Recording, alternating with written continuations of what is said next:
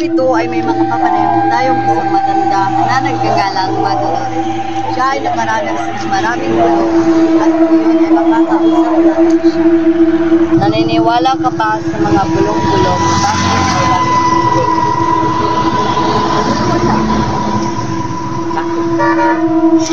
Hindi may iwasan yan. Katulad nung hindi ka sa gabi, tapos siyempre magsabi ka, tabi tao, hindi mo nakita ang tao sa mga pamilya mo, makikita ka lang. Magpasintabi ka. Ginagamit mo ba ang orasyon sa pang-araw-araw mo na buhay? Oo. Nagamit ko. Bakit?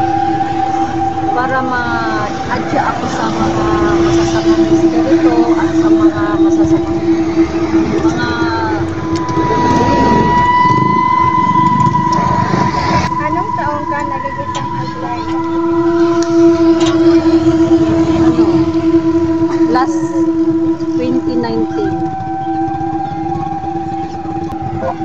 Nagagamot ka na ba ng mga tao? Gawa ba ito sa mga elemento o hindi? Marami na akong nagamot. Mayroong gawa ng elemento, mayroong natural lang nasaktan.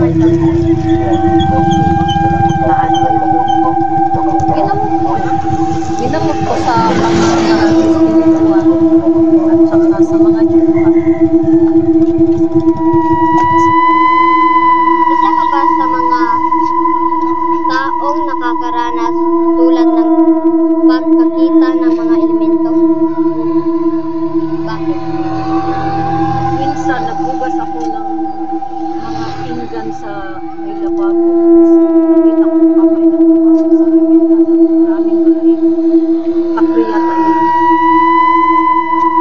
At doon nagtatapos ang ating pagsasalaysay sa isang ginang na naging albularyo noong 2019. Sabi niya na bulong-bulong ay hindi lamang basta-basta. Ginagamit ito sa pang-araw-araw na buhay. Kaya dapat hindi duluin at ipagpasintabi ang ating mga sarili sa mga elemento na hindi tulad natin.